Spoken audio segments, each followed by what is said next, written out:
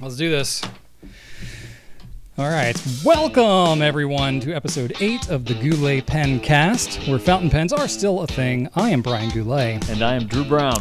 And we're here from Goulet Pens to deliver the casual and informal, tangential and extraneous, superfluous and extemporaneous fountain pen show where we talk about what's going on at the Goulet Pen Company and in our fountain pen lives. In today's show, we're going to talk about our fountain pen pet peeves, what inks that you should never use in a fountain pen, replacing our Tootsie Pops in Goulet orders with dots No, we're instead. not. We're not going to talk about that. And we will do some blindfolded pen recognition and see which of us has the better sense of touch. That we will do. Yes, we will. It's gonna be a fun one. The thing that I will say about today's podcast is that we are using some slightly different equipment.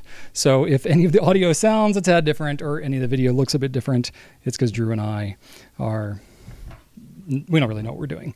But anyway, hopefully it all works out okay. We're staying on theme. Yes, we are. So let's start out with some feedback. Yeah. Shall we, Drew? I wanted to mention one nugget of feedback that we did. I posted on Instagram last week about metal grip sections because with the new Black Forest Lamy Studio, I've been getting some thinkings in my brain about metal grip sections. And the Studio is so super popular, but yet I do hear some rumblings about the super slick metal grip section. So I was like, how can a pen that's so popular have such a common complaint? So I put it out there. I was like, all right, what's the deal with metal grip sections? What do you think? And overwhelmingly, I just basically said like, hey, cool or uncool?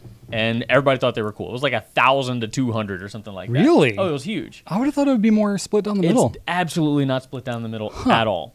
Do you think this is like a vocal minority type of situation where people who don't like the metal grips are just, they really don't like them? Yeah, but my question was also vague. I just said, hey, metal grip sections, cool or uncool? And I also posted it in the Instagram post where there was some conversation, and I found it interesting that, most people were like, yeah, metal grip sections are cool, except for the folks who said the super slick ones are a no-fly zone for me. Oh, so not everybody associated a metal grip with a super slick. Right. Well, I mean that's what I posted a picture of the Studio, the Diplomat Aero, the TWSBI ALR, a couple like that. Okay. Because I mean there are a good variety of metal grip sections out there. They're not all super slick. In fact, I would say most of them are not super slick. That is true. So metal grip sections overall seem to be cool, but those super slick ones can be a little divisive. Maybe those are the ones that people have more of an issue with. Yeah, I was surprised I didn't hear any complaints about the TWSBI ALR though. Really? Yeah. Nobody was bothered by it? No one brought that up. Huh. How about that? Yeah, so that TWSBI ALR is the one with the kind of the textured grip section. Yeah. Oh, Rachel hates that grip. I just got a Prussian blue and I love it.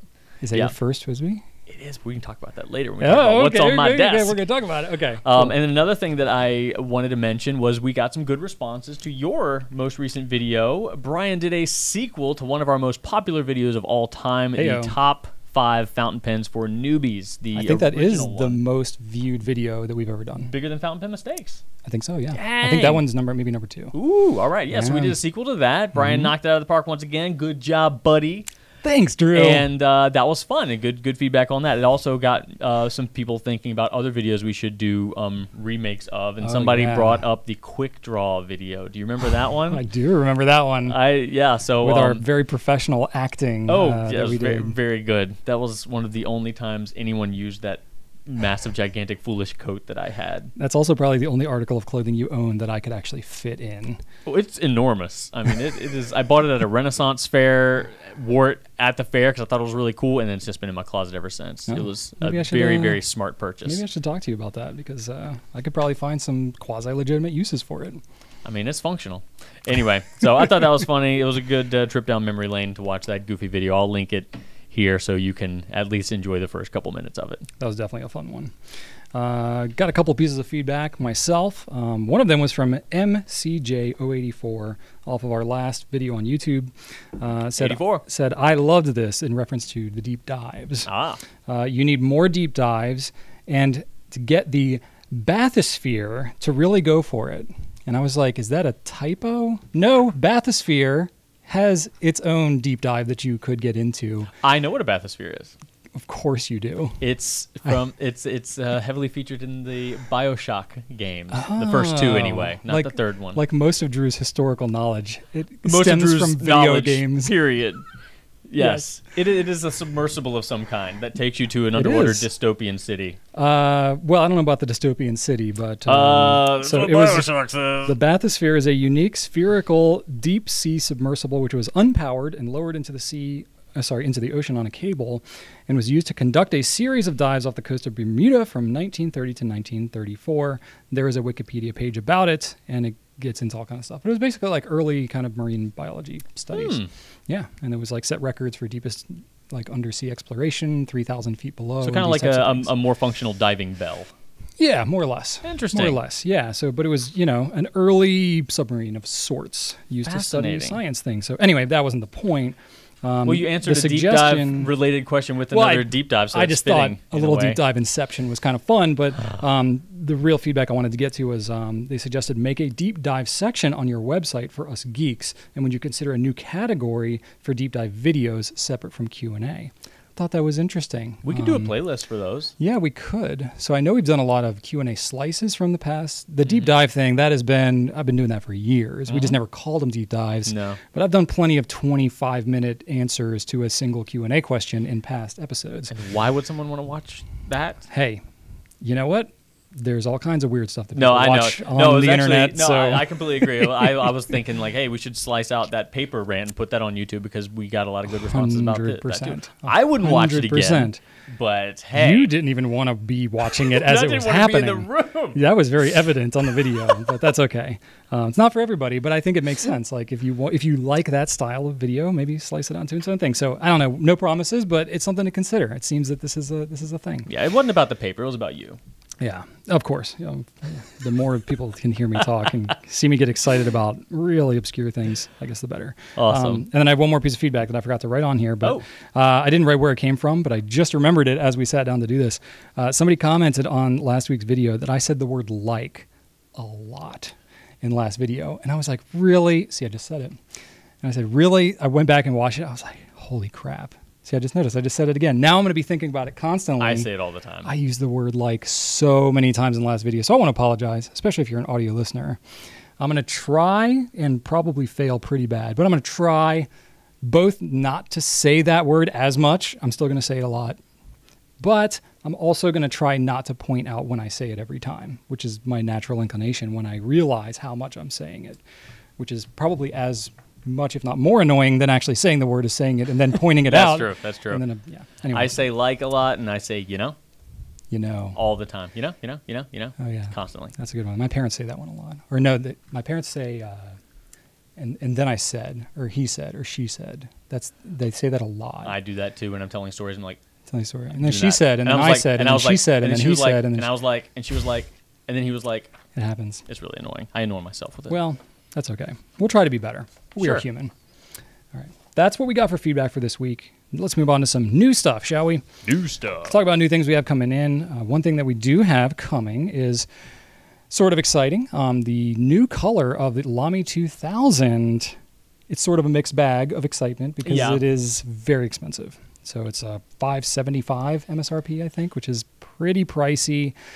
It comes in a commemorative box and it's limited edition, all that type of stuff. But basically, it's a brown Lamy 2000. Yeah, it's got a cool brown metal clip, just like the Bauhaus blue one had kind of like a. Wait, hold on. No, that one was just regular clip. Steel, now that I'm thinking about it. Yeah. So, hey, if you didn't think that price was justified, that brown clip.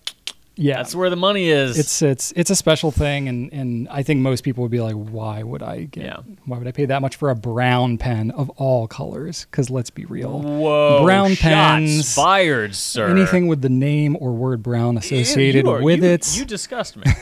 That is a. I'm taking that personally. It was a cheap shot. What can I say? It was. What can brown do for you?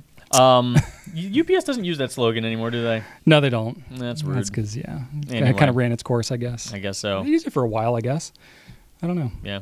Anyway, it's a cool pen, but yeah, it is functionally the same as a Lamy 2000, but you're pretty much paying for the fact that only you among your little group of friends will have one. Yeah. I'm pretty excited about it. I'm going to keep one because, of course, I'm going to. For posterity. Yeah, exactly. So, we'll be able to show it in the future. I don't have it. I haven't seen it. All I've seen is pictures and stuff like that. But we know that it's coming at some point. Also, we had the Platinum 3776 Next Limited Edition, which is Kinshu. Yeah. This thing, we only have a really grainy image, so I don't know exactly what it will look like. The grainy image looks good, the grainy image looks pretty wild. Yeah. It kind of looks like, you know what it reminds me of is like, you know how The Rock has like all these tribal tattoos like on his shoulder and stuff? That's kind of the pattern that I think it looks like. Interesting. But it's a very grainy picture, so I can't exactly tell what the pattern looks like. Yeah. But it has this like swirly engraved kind of thing going on. It's a red. Yep. It's a red, kind of like a nice jello red. That's Jello red? Well, yeah, like a Jello cherry? Transparent red always makes me think of Jello. Okay, fair enough. I mean, what else in your life? Classic, Yes, it is the most commonly transparent red thing in my life. Kool-Aid? I think of Kool-Aid. Kool-Aid has not entered my life as much as Jello has. Really? In my 37 years, yes, sir. Okay, fair enough. I think just, I tend to associate those two things with like... I mean, if you're one is solid, eating one is Jello, you're probably drinking Kool-Aid. I don't know. Especially if you're like of the 80s, 90s. Oh, I feel like both of those things were pretty popular. I will still partake in some Jello from time to time. Yeah? No, absolutely. Really? Yeah, make myself some jigglers. Old school, like just gelatin, just the jiggly, not the pudding, not the any of that. I just get a glass pan, you pour it in there. Voluntarily make your own Jello and cut it into squares. I like eat it every now and then if it's at a salad bar of some kind. It's and delightful. There's all you have is Jello and like that mushy, like green, no. marshmallowy kind of dessert. No, sir. I like my Jello to be pretty solid too. Oh, you can't have that like liquidy. No, nothing that needs a utensil. No, absolutely not. Fair enough. Glad we agree on that. That needs a utensil? Yeah, like if you've got a bowl of Jello, like in the cubes, and you like eat it with a fork. It's like that mushy stuff they either serve at hospitals or buffets from the early 90s. It's just cubes of regular Jello, isn't it? No. Jigglers are different. It's a different recipe, man. Oh, messy. I'm not as I'm clearly not as up to speed on the Jello like Jello, situation. You get it like Ruby Tuesday's buffet 1995. That's different. Ooh. Piccadilly 1991. You remember that place? I do remember that place. Piccadilly I cleaned the restaurant hoods at that restaurant. No, you did not. Yep, when I was in college. Oh man, that was the single worst job I've ever had. That was a place that was cleaning restaurant hoods. It was a buffet. You'd get like the Jello glass bowl, but with the Saran wrap cellophane thing on top of it to keep it fresh. I don't know. The illusion of freshness, maybe? Yes, exactly. Anyway, so yeah, great. Now I'm glad we've associated this now with this really expensive limited edition I want the pen really bad now. But it looks kind of cool. We hope to show better pictures of it. But anyway, that is also coming. And then we have the Diplomat Aero Black Stripes, which we mentioned in previous pencasts. That is actually going to be arriving. I believe it's going to be here next week. So I'm very curious to see what that one looks like in person. Yeah, it seems like Diplomat is discovering a new way to do their arrows, like this kind of double color thing. And I'm hoping that we might see more creative designs. I think this is definitely Diplomat. They're definitely up for trying all kinds of stuff. They're testing new colors all the time and trying new techniques. And I think this is not the last of things even that we know about that are coming. It's the most current of what we can talk about, but there's some other cool things they're trying out that we can't talk about yet. It's going to be neat, though. Yeah, it's cool. If you like the Aero, more exciting things are coming. Also, if you like things to get, if you like things. If you like Diamond Golden Sands, you're going to like Pelican Golden Barrel. All right. Which you can't get because we're sold out. But it was the newest edition within the Pelican Edelstein line. Their ink of the year. Yes. If you're familiar with that. They come out with one ink every year. They've been doing it for 5 years? 6 years? That's it? I thought they've been doing it like forever. No. Oh, well, the Edelstein's only 9 years old, 10 years old, something like that. So they started the ink of the year a couple years later, and they've been doing an ink of the year every year since. But it is their first shimmering ink. So it is a yellowy gold shimmering ink with lots and lots and lots of gold sparkles in there. It looks beautiful in the bottle. And I mean, those Edelstein bottles. Oh, goodness, those things. Especially to show off the shimmer, it's like hyper intensive, like swirling action happening in that bottle. It looks so cool. Yeah, very, very Instagrammable. I dig it. So that came and went, but it'll be back. Yeah, it's not like a one and done kind of deal. We'll get more. I don't know when, but Pelican's been pretty disrupted during the whole COVID situation. So the ink already was delayed several months.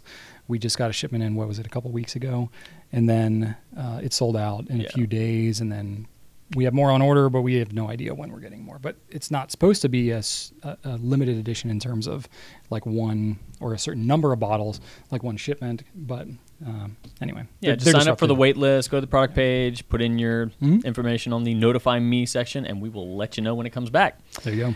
And then we also launched the newest regular line within the Retro 51 rollerball department, the Douglas pen, the pen modeled after or inspired by abolitionist and author Frederick Douglass. So that is available now. It's a kind of pewtery, stonewashed look to it. Computer engraved is what they're calling it.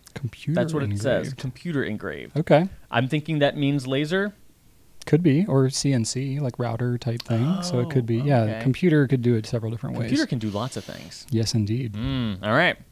But I'll tell you what a computer can't do is answer your Q&A questions, and that's what Drew and I are about to do right now.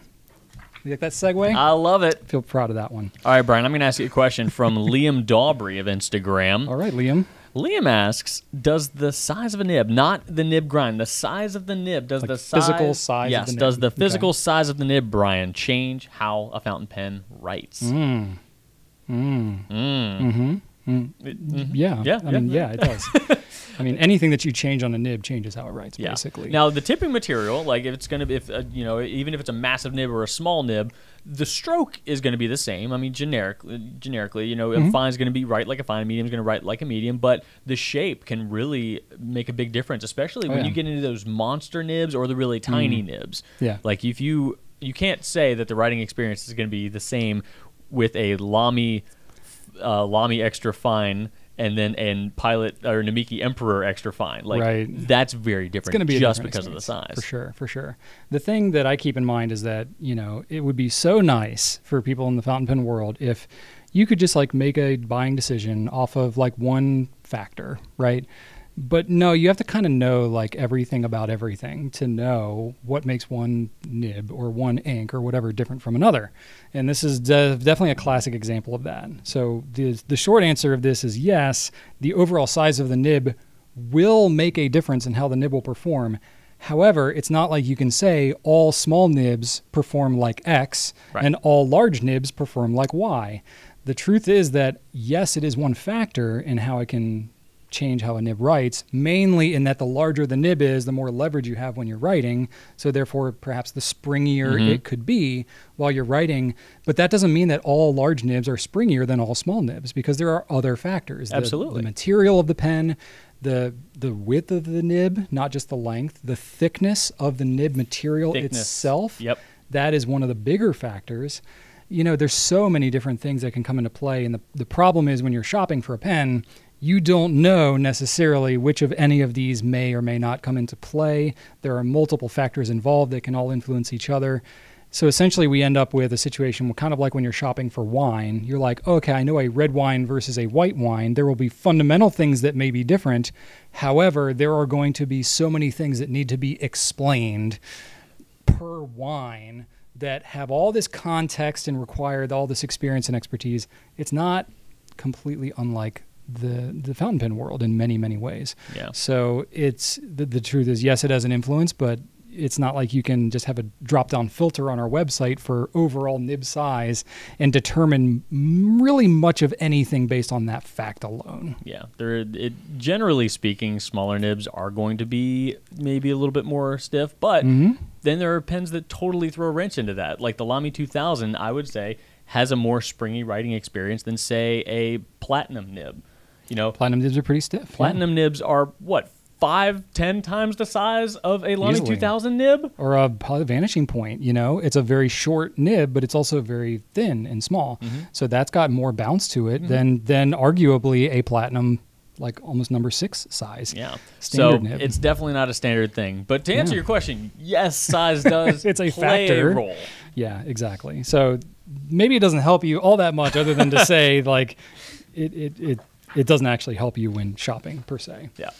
All right, next question we have. This is from Pulver Hudson on Instagram. Are there any inks that you should never use in fountain pens? Never use. Yes. Yes, there are. Now, just to kick it off, everything that we sell on our website, in our stores, all of all of our inks are safe to use in all of our pens. Yes. Now, we can't guarantee that our inks are going to be perfect for all pens ever made of all time, because we just don't know. Or that they will be to your liking in terms of their maintenance or, things like that. Right. But they are all intended to work properly in fountain pens. None of the inks we sell will harm any of the pens we sell. There you go. Unless you count staining as harming. Or flow issues with shimmering, all that kind of stuff. This is where it can vary a little bit. There's some subjectivity. Yeah, I mean, there certainly are inks that we sell that will stain more than others. Like Bay State Blue. Pretty much everybody knows that thing's going to stain whatever you have it depends what you consider stain. I mean, it will leave blue behind that will require... It will leave blue behind. It will clean out with bleach, but not every pen is great to clean with bleach. So therefore, that's where you can get into some issues. Again, everything's got to be nuanced. If you want to talk about like maintenance, then yes, absolutely. Yes. You could rank every, one of our 700 plus inks that we have on our website in terms of, low maintenance versus high maintenance. Yeah. And the difference between the number 1 and number 725, whatever, those are going to be very, very different. Yeah. But it's not like it's gonna melt your pen, no, or like not. Freeze it up or anything. But we do get a lot of folks that go to a craft store and they see ink, they buy the ink. It's India ink or it's some sort of shellac-based or acrylic-based ink that's made for calligraphy and pens. They put that in their fountain pens. That is a whole different situation. That's like putting diesel fuel in your gasoline engine. You're like, fuel is fuel. It's a vehicle. What's the difference? Well, in those same ways, it functions entirely different inside the pen. Yeah, you're going to have a bad time. Yeah, you will have a bad time if you put... Mainly it's because the acrylic or shellac, those things will dry out. They're stickier, they're thicker. They won't flow through the pen, first of all, but then when they dry up, cure up, seize up, the way to clean them off is with alcohol. And alcohol in a pen with any type of plastic components to it is not good. So you essentially can't really clean it out without ruining your pen or disassembling it entirely, which it's basically glued together at that point. So it's a big old mess. So don't use calligraphy ink in your fountain pen. Use fountain pen ink, and then you'll pretty much be okay. But like Drew mentioned, if you have certain vintage pens, especially if they're made of, older, more delicate materials, certain things like casein is a little finickier with certain inks. There are some older celluloid pens that may have more staining and may have more impact from modern ink technology.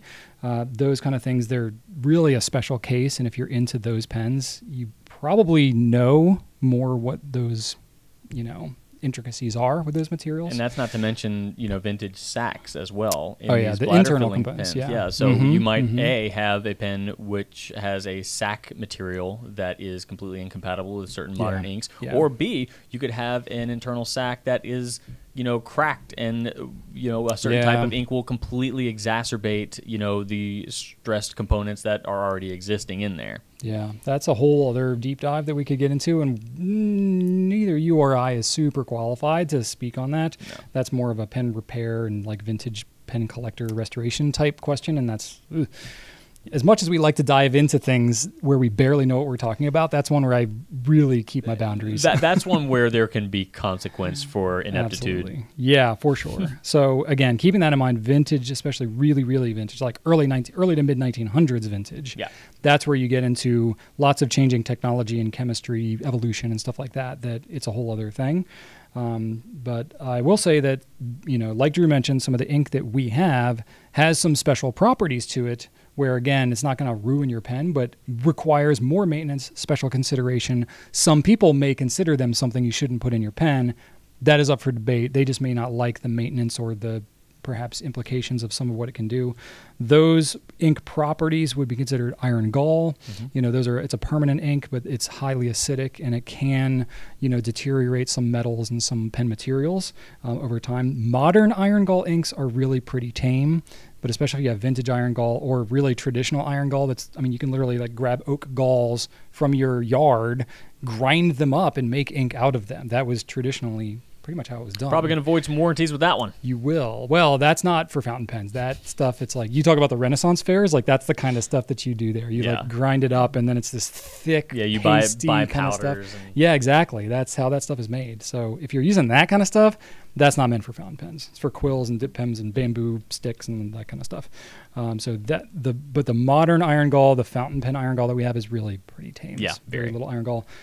Shimmer inks that has a pigment in it, the glittery stuff. That is going to be more maintenance to clean it out of your pen. You're going to have more flow issues and things like that because there's a particulate in there. So it is safe for fountain pens, but it's more work to clean it out. You may want to use discretion on your particularly valuable or hard to clean pens. On the same line, basically any permanent ink, any pigmented ink. We don't have a lot of pigmented inks aside from the shimmer, but like the platinum carbon black, sailor, nano ink, those. And then basically anything with a high sheen, those are going to be a little tougher to clean as well, but a little bit of dish soap, a toothbrush, or maybe some pen flush if you need it. Those really all help a lot. But yeah, so that's what we got. The tricky thing is that there's no like industry standard for any of these properties, and a lot of times the manufacturer doesn't even say which of these properties are in these inks. Sometimes they do, like Diamond Shimmer-tastic, right? It's pretty obvious that's shimmering ink. But Pelican Golden Barrel doesn't even say anything about shimmering or anything like that on the bottle or the ink. You just have to kind of know what that is and what it does and all that. So, it's again, you kind of have to research it a little bit and talk to others and see reviews and that kind of stuff. And along those lines, if you look at the product pages on our website, we do have a slider, a little thing that when you leave a review on our site, you can talk about how easy it is to clean that ink and dry time and some of those other properties. So you can check that out if you are looking for particular individual inks. That could help. Yep. Sweet. All right. Drew. All right. Brian, in 3 words or less. No, I'm just kidding. Abby on Instagram asks, what's the origin story of Goulet Pens? So before... That should be quick. Before he gets going, I'm just going to post 2 videos attached here. If I don't have them on the screen now, I will put them in the information at the bottom of our YouTube video and in the show notes of our audio podcast as well. We've got a long version that the Goulets did, Brian and Rachel, at our 4-year anniversary, and then a shorter, truncated version that we did in a Right Now episode for the Goulet Pen Company's 10th anniversary. So if you want to hear the whole thing straight from the mouths of Brian and Rachel, who know it best, that's probably the best way you can get it. But how long was that 4-year video? Was it like 45 minutes or an hour or something like that? I think it was around 45 minutes, yeah. How long would one be now if we were to tell the whole story? I've probably forgotten a lot. I don't know. I feel like every year Rachel gets better and better at making you stop talking. So we're learning each other. We've been together almost 20 years now. So I don't know. She might be able to keep it kind of short. Yeah, if we sat down together, I don't know. It'd be bad if you were by yourself. Oh, if I was by myself, the camera would die. Like the camera would just give up, even plugged into the wall. The camera would just burn out before I'd be able to finish. But anyway, who knows what else I would mention? So in my tangents. What's the Instagram version of the Goulet? Okay, I wrote a super short version, and I'm just going to read it more or less verbatim so that I have some guardrails for myself. There we go. Okay, so woodworking hobby turned side hustle led to exploring a community/demand for wood pens during an economic recession. Discovered fountain pen community as a result, and simultaneously saw a gap in product education /social media /online retail. Pursued all of these things with vigor and have largely maintained the same approach with a deep focus on company culture and great service. That is my most concise version possible. That is a very concise version, and like I said, there's way more to it than that. Yeah, we'll definitely provide enough to sate your curiosity on that one. Yes, it's a pretty cool story, but wow, it would take the entire Pencast, and we have been going so long on them recently. I'm gonna calm it down, and we're gonna move it along. Very nice. All right, yeah, Brian. Thank you. I'm growing. Also, we haven't mentioned at this point how we both have dinosaur shirts on. Yes. To be fair, Drew wore his dinosaur shirt this morning during our morning meeting, and I was at home this morning. I said, you know what, Drew, I got this new Jurassic Park shirt that I have not yet shown to the world yet. So thank you, Target, for providing. That's pretty righteous. Nostalgic. It's just the classic Jurassic Park. Love it. Have you ever read the book? No, I don't read books. When was the last? Yeah, you don't read fiction. I don't read fiction. I actually the most, not the most recent book that I completed No? Okay, no. The most recent book I read was the Thoreau one. The Walden Pond. Yeah. Yeah, A Walk in the Woods. Okay, cool. That's what I read. That was the most recent one. That was a nonfiction. Wait, the one before Yeah, he wrote several books. Okay. Yeah, it was about Walden Pond, but it wasn't on Walden Pond. Is that another one of his books? Or is that a movie? Or why do I feel like I've read a book that had a similar title to A Walk in the Woods? I don't know. Anyway. Is that what it is? A Walk in the Woods? I'm terrible with titles. And I listened to an audiobook, so I didn't necessarily see the title as much. I feel like A Walk in the Woods is a different book. Because I think I read that one. They made a movie about... Oh, Walden, yeah. That's what it is. Just Walden. I think it's Walden, and I think the subtitle is A Walk in the Woods. Oh, there. Oh my God, who's that? Who's that reader? I'm going to go to sleep. Yeah, there's some not great ones. Anyway. Oh man. Yeah, I feel like A Walk in the Woods is the story about that guy who was hiking the Appalachian Trail with that really annoying dude. Could be. I think I read. I did read that one. I thought it was A Walk in the Woods. No? Anyway, Jurassic Park deviation, dinosaur shirts, yay. Fun story. When I was 10, when I saw Jurassic Park, I had an older friend. You know, he's like a friend, the kid of my parents' friend, that kind of, so it was like not somebody I went to school with. I had one of those. I broke all of his Thundercats. Oh, Drew. I was an accident. I was a very zealous child. You broke all of his Thundercats? No, just some, probably. Wow, okay. Yeah. So it's more a generalization. I don't feel good about it. Well, you shouldn't. You should know now, especially as nostalgic as you are, how much those are probably worth. Anyway, so I had a friend who was an older friend. He was telling me about the plot. He was a big movie buff, so he was all into the storytelling and all that. He was telling me about the plot of Jurassic Park. I don't think I had seen it yet. I thought he was telling me how they actually made the movie. So he was telling me, like, they harvested this mosquito, that blah, blah, and took the DNA, and they created this island of dinosaurs. And I was like, holy crap, are you kidding me? I was 10. Oh. So I legitimately thought when I saw the movie that the way that they made it was they created an island of dinosaurs from DNA harvested out of a prehistoric mosquito. And it wasn't until much later, probably a year or two later, where I was like, oh, that's not a thing. No. Like, no one actually told me. I just kind of realized, no, that doesn't make any sense. No. So that was gullible Brian. It's a good at a young age. to reach. Yeah. I remember seeing it and not being at all bothered by any of the dinosaurs' scariness, but I remember crying when they fed the cow to the raptor at the beginning. Oh, really? I did not like that cow dying that way. It was pretty brutal. He didn't even have a fighting chance. Not like a cow would really fight, but come on now. That cow made me sad. Cows don't have any natural defenses of any kind, do they? No. They can't even kick. Like no, they're like... Well, they can kick. They can kick. They're otherwise just walking meat bags. They can basically only kick if you're trying to milk them. Yeah. That's about it. They're pretty much just walking bags of meat. We made them milk. Like that. That's 100% our fault. Well, that is true. That is true. Oh yeah. So this took a dark turn. Anyway, where are we going here? Okay, next question. Pempipot on Instagram. Can you suggest the best pen to be used with sparkling inks? Speaking of, easy to clean, wet enough, etc. Well, let me tell you. Pempipot. My suggestions. You want a pen that can get taken apart easily because you're going to need a toothbrush that son of a gun. You want to clean it. A robust feed so that when you're taking it apart, you don't break anything. No flimsy feeds. Big nib, medium, broad, show off that shim. Yeah, the wetter the better. Mm-hmm. And I suggest Noodlers, super robust feeds. You couldn't break those things if you tried. Edison, good flowing feed. You can eyedropper the thing. It's just it's sturdy. It's robust. They're solid, yeah. Yeah. Opus 88.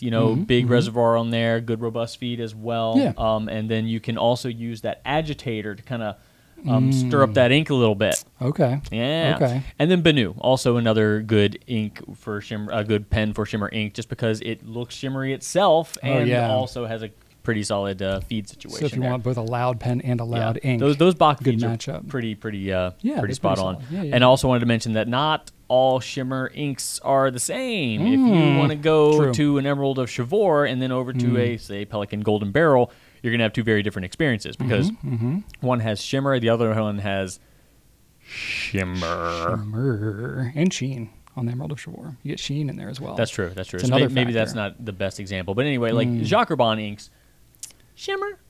Yeah, they're a finer particulate of shimmer, and so they flow a little better generally speaking. Diamine, shimmer. Chunky shimmer. Like, so even if you find, like I spoke to a lady, Angela, today, who asked a very similar question. Okay. And she said that she's got a TWSBI 580, which she likes to use in her stuff, but then use with her stuff, ink.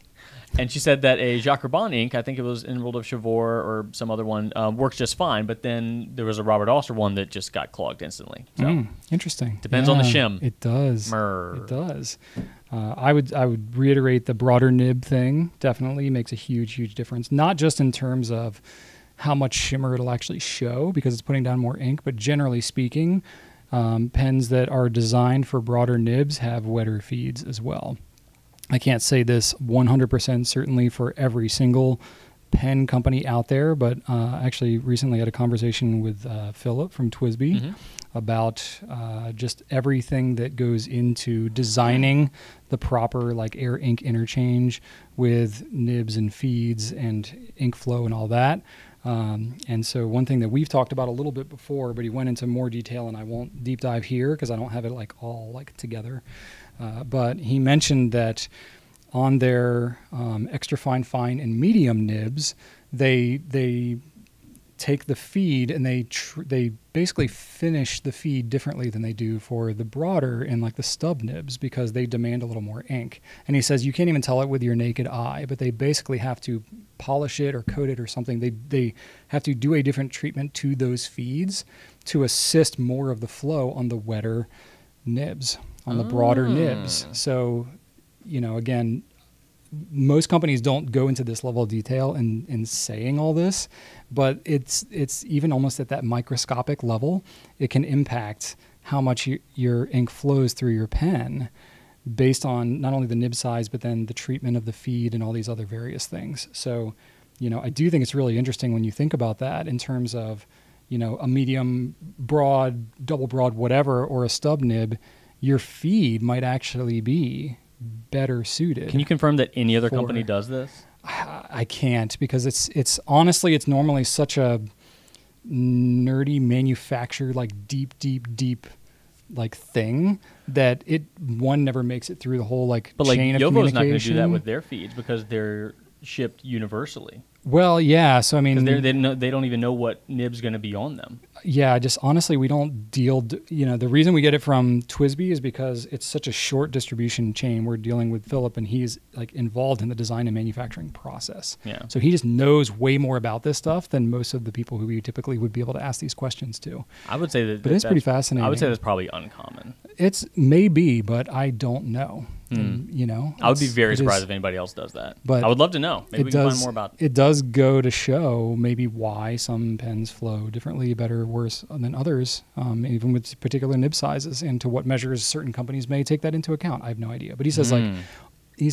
there are basically a zillion factors. And like whenever you design a new pen, like, you know, we talked about before how different pens, this is a bit of a tangent from the sparkling ink thing, but, you know, a lot of pens, they'll have like a certain nib feed converter, whatever, that's kind of like the functional part of the pen. Yeah. And then when they come out with new models, they basically change the shell. They change the outer part of the pen, but the guts stay similar. That's because basically the level of engineering and the number of things that are required to take into account to get ink to flow properly through your pens is kind of mind-boggling. So anytime you're changing a nib feed, any of that stuff, the size of any of it, you have to like redesign kind of almost the whole thing. And it's kind of crazy how many different factors there are. Jeez. I spent like an hour and 15 minutes talking to Phil about this on the phone. TWSBI makes such great pens, and like the attention to detail that they have is really insane. I mean, they're some of the best capping, best sealing pens in the industry, if not the very best. Well, there's no doubt just the time and everything that they take. And I mean, maybe they take more of that into account than, you know, TWSBI as a brand. They used to do OEM. They used to manufacture parts for other pen companies for decades. Mm-hmm. So even though the TWSBI brand itself is only about as old as we are, they have decades more of experience of making pen parts and other things like that. So they bring all that manufacturing knowledge to the table and then designing their own stuff and then dealing directly with customers. So they are in kind of an interesting, unique position to talk about all this kind of stuff. So it was very fascinating conversation, but a bit of a tangent, but still. That's cool though. It was kind of cool. I know we've talked a lot about various feed and just all that stuff, and it's man, Philip was just telling me about some of these details, and I was like, my mind was blown. I was like, feeds are the key. This is so much to think about. Holy cow. Feeds are the key, and they don't get enough attention. And it's really cool to hear that a company like TWSBI is giving them the attention that absolutely, and putting the import of absolutely. So to bring it back to finish my thoughts on specifically the shimmering inks and stuff like that, I actually do think that TWSBI nibs are great. Specifically, I've used TWSBI broad nibs and stuff like that. I remember when I first had a TWSBI Eco, when Emerald of Chivor first came out, I had a brand new TWSBI Eco with a broad nib. I inked it up with Emerald of Chivor, and then it just kind of sat there. I did not touch the pen for 8 months, inked up with the pen, like with that ink. And I was like, it kind of got to the point where I was like, oh, it's been a month. Oh, it's been 2 months. Let me just let it sit for a while. And I kind of forgot about it. And then 8 months had gone by. I was like, I wonder if this thing will still write, or is it going to be like super clogged? Uncapped it, wrote right away, like it had been an hour. With the shimmering ink. With the shimmering ink sitting in it for 8 months. So that is awesome. I think there was an example of, again, the gentler shimmer, maybe, of the Emerald of Chivor. Yeah. And then a really good cap sealing and a good flowing with the broad nib and all that. So, again, there's no one universal thing, but like going the broader, wetter thing is definitely good. And then I reiterate what Drew said. Anything with a cartridge converter is really good. I like Lamy. I mean, Lamy's got a lot of fine parts in their feed. Yeah. That stuff can get clogged. So some of the Robert Austers and Shimmer Tasics, maybe if you keep them cleaned really well, they do well. But the thing I like about cartridge converter pens is they're so easy to flush out, that bulb syringe.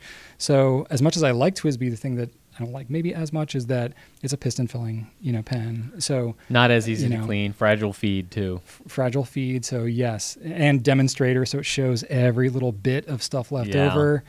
But that's okay. That just comes up to your own personal preference. But the TWSBI nice thing about them, you can fully disassemble them and take apart the piston. You can still you can pull the piston out of the back of an Eco or a 580 and you can flush it with a bulb syringe just like you do with the cartridge converter. I do that hack all the time. You can actually do that with Pelicans too. Most of them, not all of them, but like M800. Yeah. The TWSBI wrench actually fits on the piston of an M800. You can remove your M800 piston with a TWSBI wrench. Little life hack there. Fits on another pen too, but I won't mention that one. What do you mean you're not going to mention it? I don't know which one. I don't know. I can't read your mind. I don't know which one you're thinking about. It's a Japanese vacuum filling. Oh, I've talked about that before. You have? Yeah. We're okay to talk about that? You don't want to take the nib out of the grip. That's the one they really get. I'm sure they'd get mad at the other part too. It's the Pilot Custom A23 is the one that we're talking about, but do it at your own risk. Okay. Yeah. There you go. And then the toothbrush thing, that was the other note that I had, but you already talked about that. Boom. All right. Next. The Internet Gnome asked us a question this week, Brian. Okay. So the Internet Gnome asks, is it true? I don't know what sort of accent the gnome uses, so I'm just going to... Is it true that in Europe, Pilot uses standard international cartridges / converters? Yeah. Well, there you have it, Mr. Gnome. They do. I don't know about exclusively. I don't think it's on every model. Now, the gnome says, does Pilot. And to my knowledge, it's only been the whole Metropolitan MR thing. Yeah, well... I've never seen a Custom 74 that takes a standard international converter. That's what I don't know. I know that for sure that is the case with the MR. Or it's called the Metropolitan in the U.S. Technically, it's actually also the MR. But it's called the Metropolitan just to help distinguish it a little bit. But, yeah, that is the... John Lane always called it the MR. That's actually what it is. That's what it is at Pilot. Yeah, no one at Pilot calls it Metropolitan. Yeah. We sort of started calling it that, and then so did other people, and then that's kind of just what it became. All right. But in all of their literature and all of our pricing sheets and all that, it's all MR. But I think MR is, what they call it in Europe especially, and that's the one with the standard international fitting on it. But in the U.S. and Japan, it's the Pilot Namiki proprietary one. Now, I don't know about other pens, Pilot branded pens in Europe. I don't know if, they're Custom 74s and all that. I don't believe that it's every pen that has the standard international converter. I wonder, with our Metropolitan, it comes with that Con B converter. Correct. I wonder if the MR comes with the standard international converter. That's a good question. I've never bought an MR from Europe. But I bet we have people in the comments who have. So please let us know, because we're very curious. We want to know. And we only buy through Pilot USA, so they only deal with the USA branded stuff, so even they don't really deal with it as much. I mean, they would obviously know and have some contacts and stuff there, but we just don't really see them or come across them. But it is kind of interesting how that would be different. I don't think a lot of companies do that. I don't think a lot of companies will do different converter setups for different regions of the world. Yeah, why that one... I think it's because it's so much more commonly used. People use cartridges so much more in Europe than in the U.S. I mean, I wouldn't mind that. If I could swap out a standard international converter with the, Con 50, yeah, I mean Con 40, that would be convenient. Yeah, I'd be all about it too. I would take that. Yeah, but that's not how they do it. No, it's not. Anyway. Yep. Okay, next question. Rice Annihilator. Wow. I like rice. Aggressive. My Organic Studio ink refuses to write "Please help." Oh, please help the Annihilator. Please help. Well, Mr. Annihilator. Yep. I have heard from reliable sources that if you have something, I'm assuming you're talking about one of those crazy Organic Studio inks. Nitrogen. They sell a lot of inks that we don't carry. We pretty much carry the craziness of the crazy as far as that brand goes. We carry all the most troublesome ones, basically. We do, because that's what people want. And honestly, we've been carrying them for a while, and people haven't really asked for anything else. So we're just going to stick with this for now. Yeah. But if you are talking about your Walden Ponds, your nitrogens, then actually watering them down is not a terrible idea. Mm-hmm. You can put a little bit of water, it's just take a drop at a time, see what you get. But it can not only cut down on the cloggability, but it can also make it dry a little bit faster too. So because if you've ever used that ink, it dries notoriously slow. And by that I mean kind of never.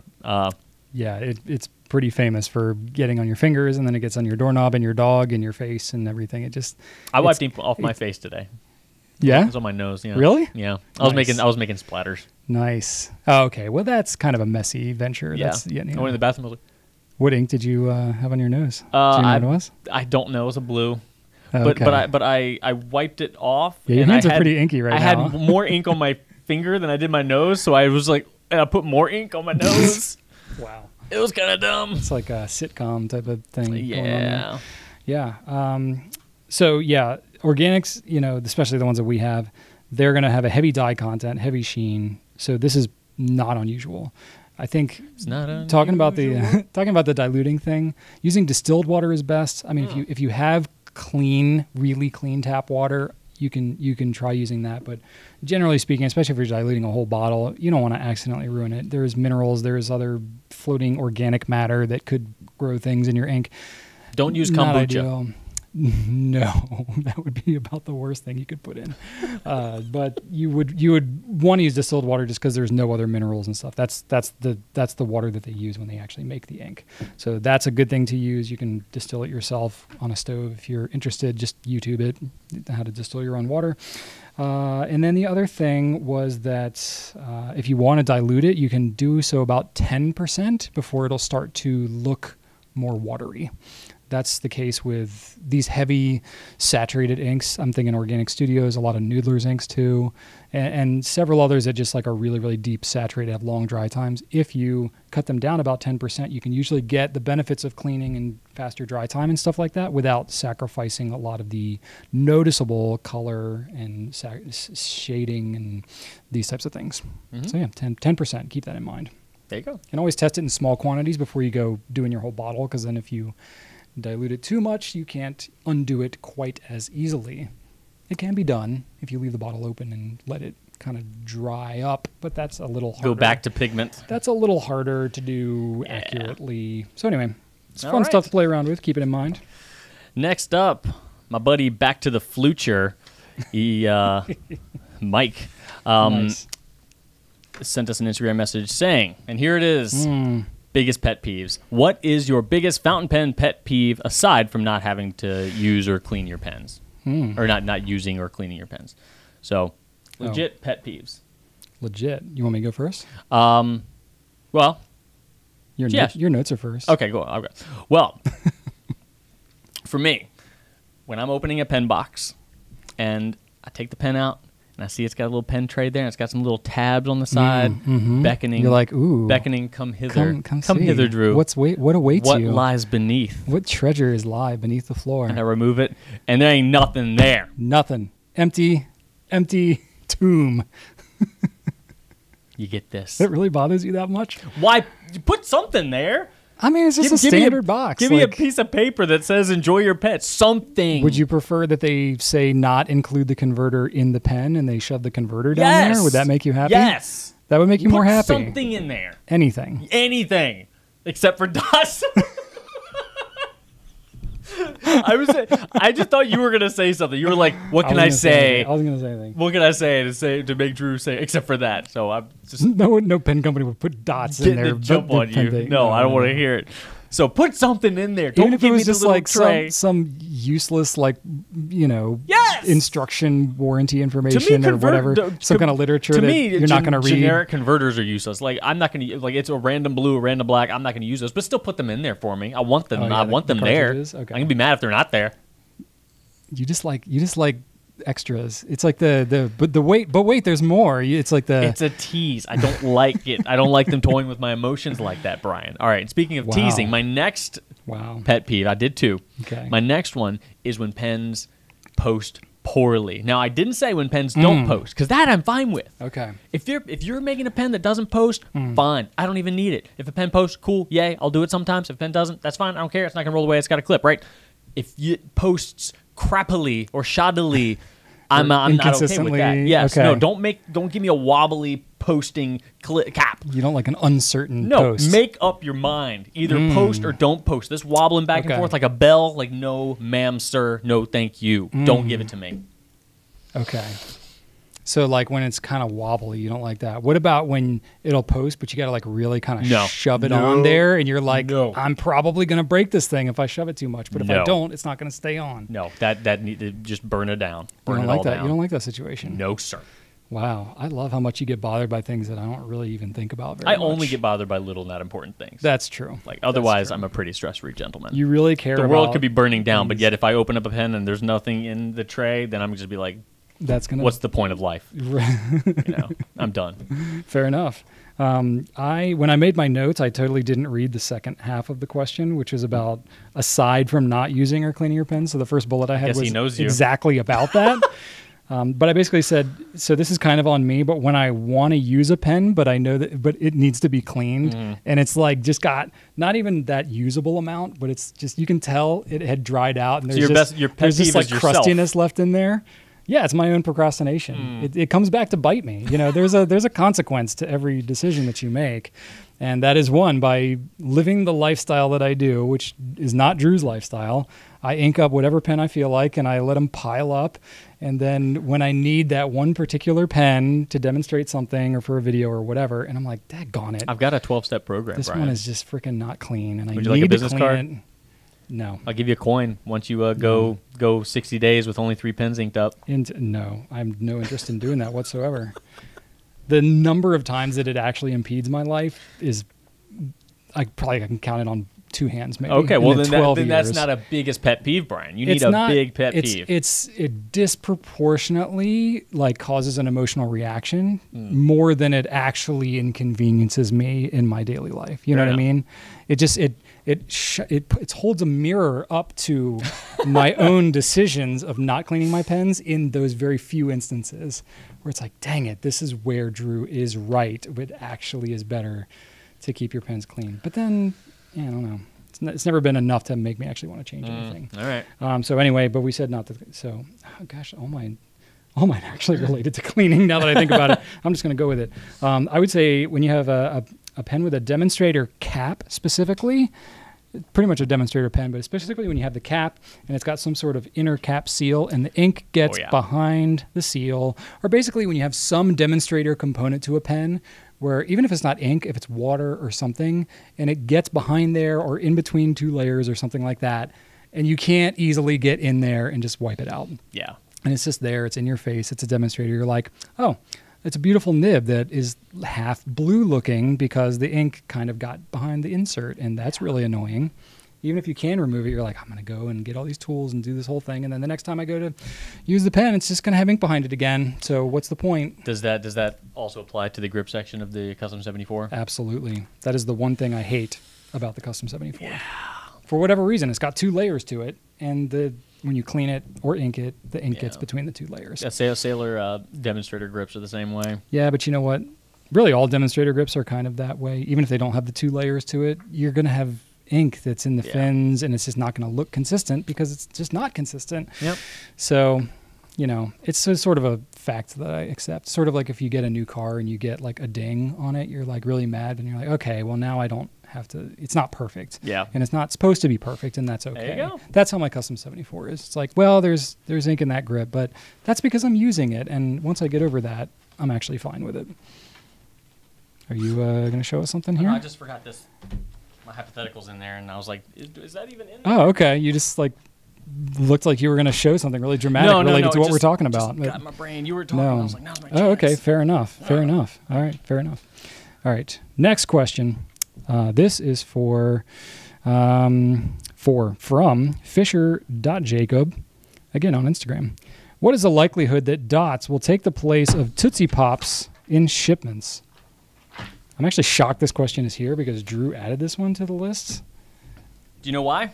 Why, Drew? Because it's a great segue to end this segment because I ain't going to talk about it. Well, the end. All right, so, moving on to the hypothetical. Well, okay. In support of Drew, I will say that it's not a 0% chance because you never know. I mean, no, there's a 0% chance. I would say it's an asymptote. You would need to infinitely approaching towards between zero. Me or the dots. Well, that's essentially where I went with my response. Is that I think this is a really funny question to think about because the only reason to do this. You're not supposed to actually answer this. I would say if we ever end up doing that, and again, this is an asymptote approaching zero. It will a what? An asymptote. Asymptote. Asymptote. Yeah, it's a curve that infinitely approaches towards something that never actually touches it. It just gets infinitely closer. Asymptote. So yeah, as we go further along, the chance of us actually doing this would be infinitely approaching zero, but it never actually touches zero. I would say that the only way that it would ever happen is if that I was passive aggressively trying to get you to quit. That would be the only reason. So if that ever does happen, you know I'm trying to get rid of Drew. Yeah, if that happens, I'll be like, oh, wow, it finally happened. But I'm also not a passive-aggressive person, so that's why it's probably never going to happen. So anyway. Yeah, if I didn't quit after my office was ransacked. That would have done it. That would have done it. You'll never get that many like dots in your face ever again, probably. All right. All right, Drew. Hypothetical time? Hypothetical, everybody. All right, let's do it. All right. So, Brian, you know what? I haven't done a fountain pen themed hypothetical in quite some time. Many a moon. I don't remember any of the hypotheticals we've done before, so I'll just take your word at that. You don't put them in your diary at the end of every day? I forget them as soon as you say them. Wow. All right. Well, this is half the time I forget last week. Half the time I forget them as you're asking them, and I have to ask again. Anyway. All right. This is an easy one.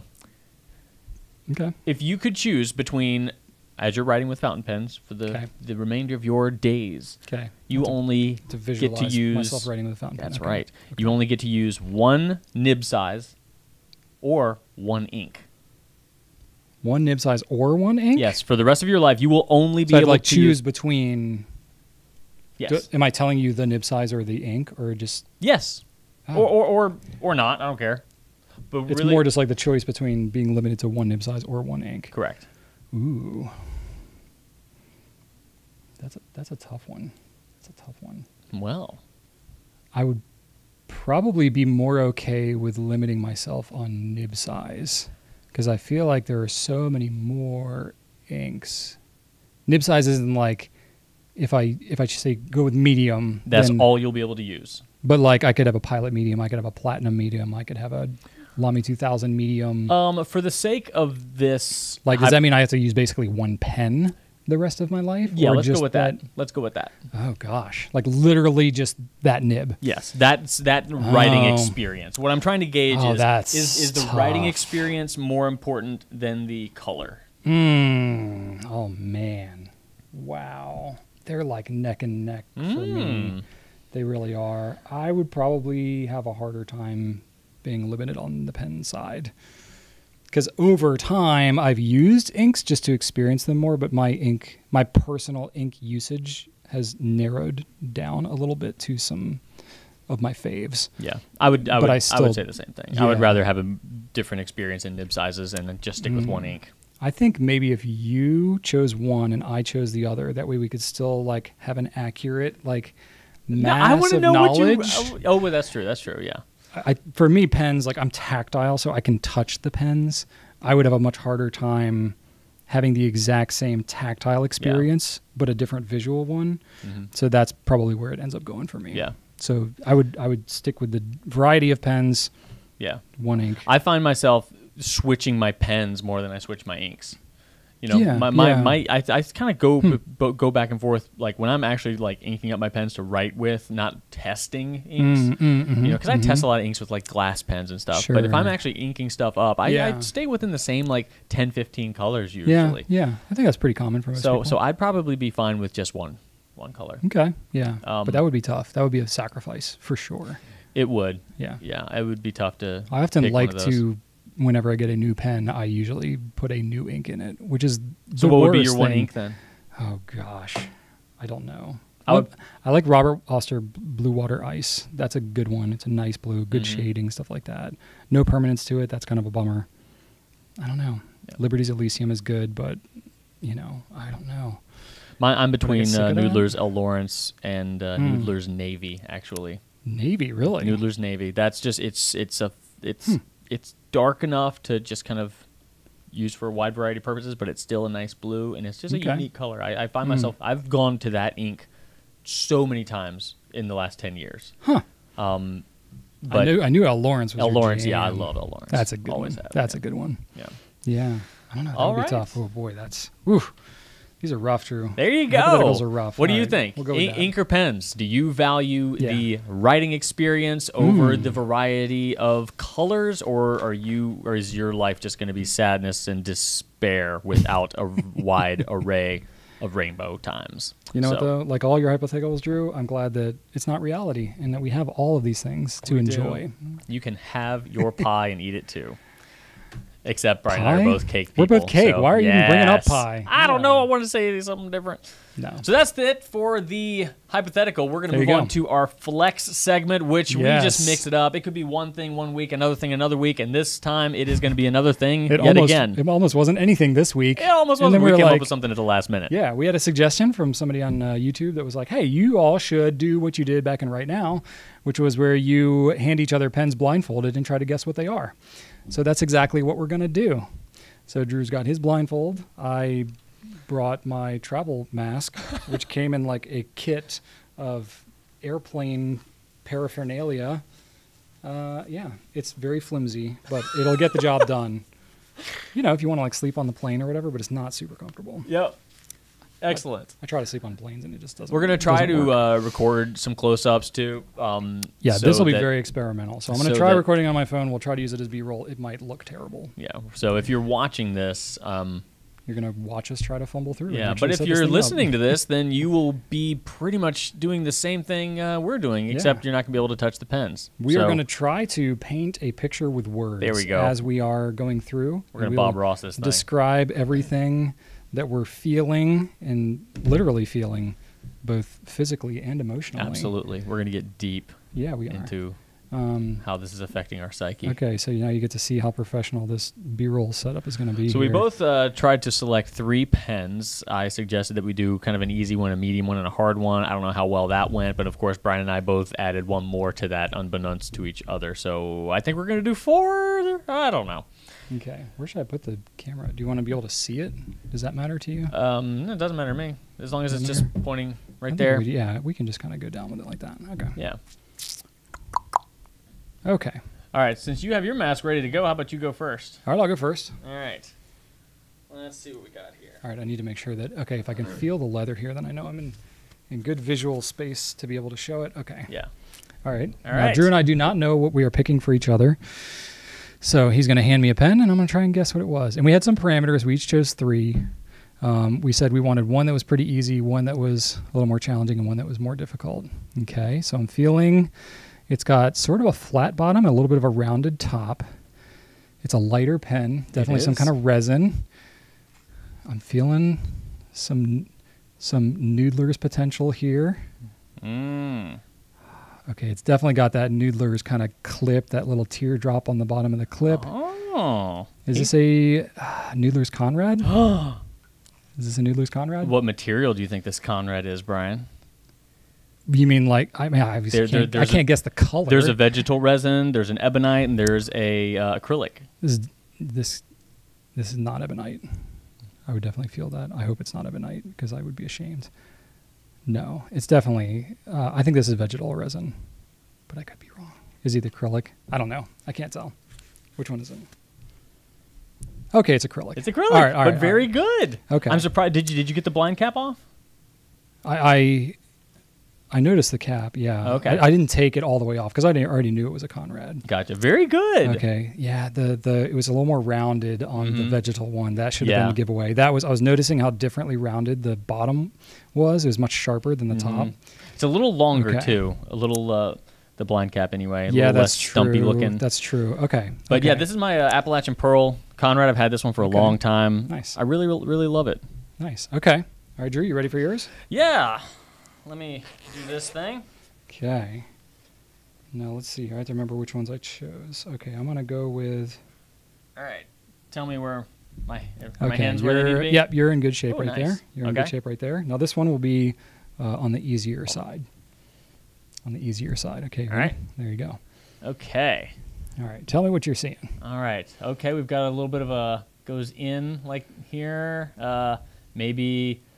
Oh, this feels kind of. Do we have a... Okay, no, we got a little bit of a finial action here. We've got some trim. I can feel with my fingernail there. This almost feels kind of Namiki-ish or something like that with this clip. Kind of like the way the 912 is a little bit, maybe, but I don't know. Maybe. What is this? What's happening here?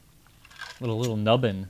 It has a nubbin. It's a nubbin? Screw. Yeah, there's a little nubbin. What is a nubbin? I don't believe that's an industry term. This is weird. Okay. All right, it's a fountain pen. Yep. Kind of sharp shoulders. Removable cap. Oh, sure. Oh, interesting. We got a lot of decoration here on the. All right, what is this? Is this okay? Something's happening. Yep. Something's happening. Okay. Oh, geez. Wait, that's a smooth piston.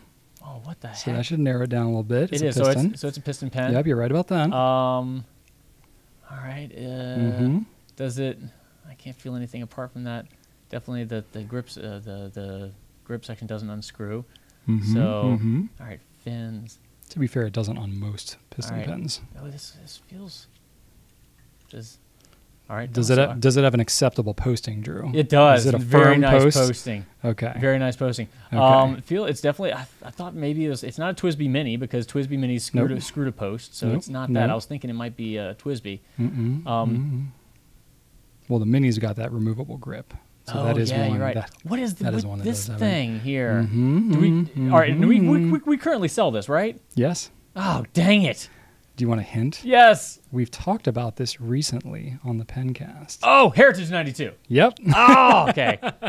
Gotcha. That was my why it was easy.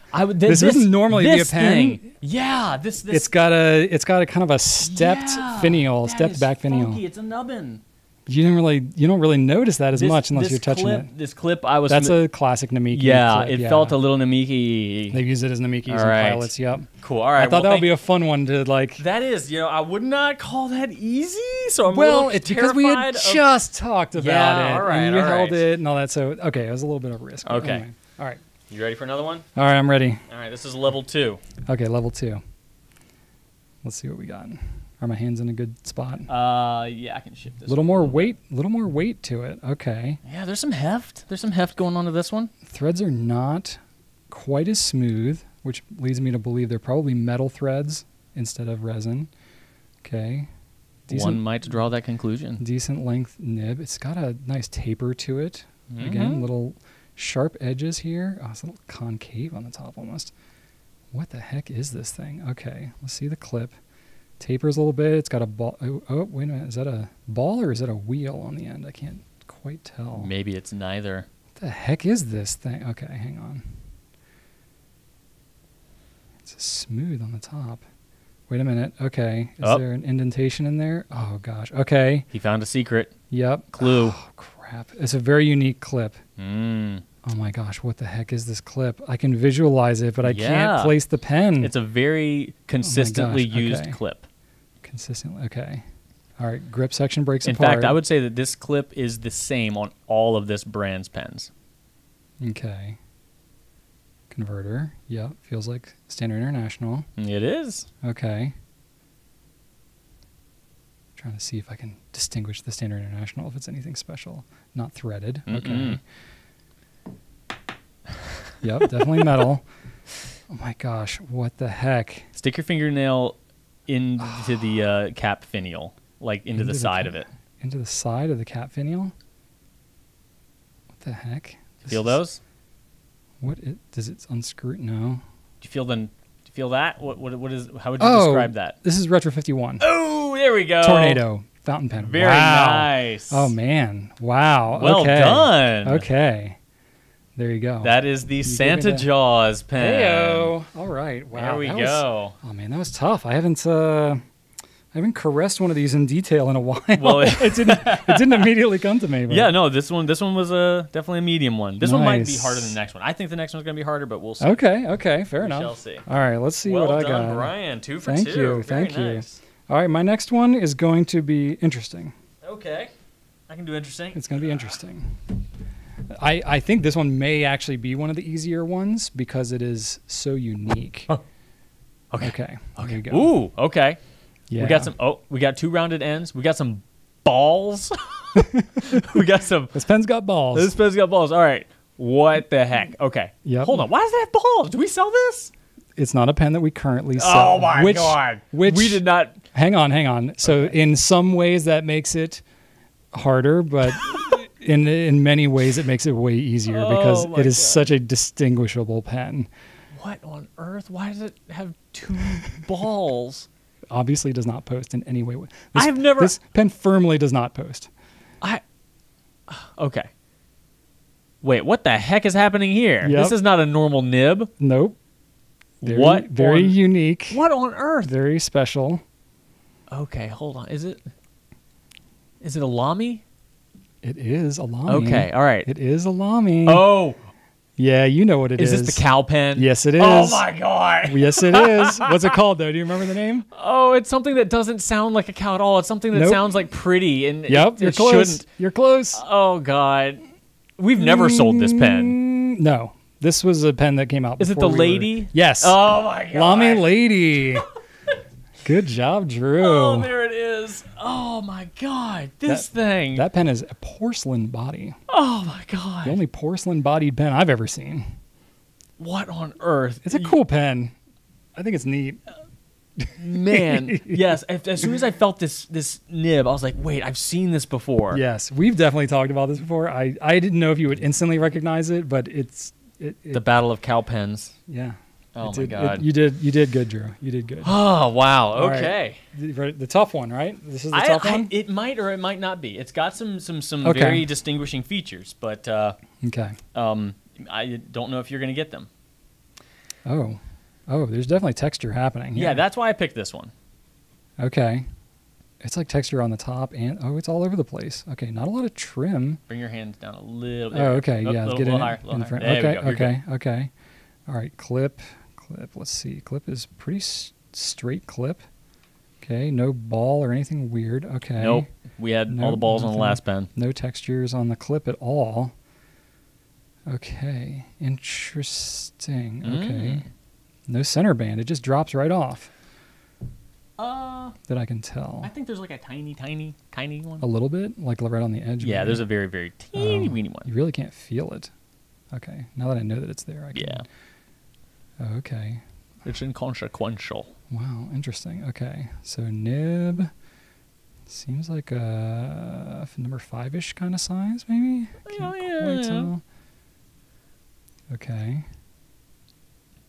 Uh-oh, here we go. Oh, we got a Con 70. This is I want to say this is a Pilot Ishime. Wow! That's immediately the pen that came to mind. I'm just trying to confirm it in the Con 70s. Well done. Is that what it is? It is. Is it green? It is green. Hey, look at that. I just guessed that it was well, green. You know what? I have a green one.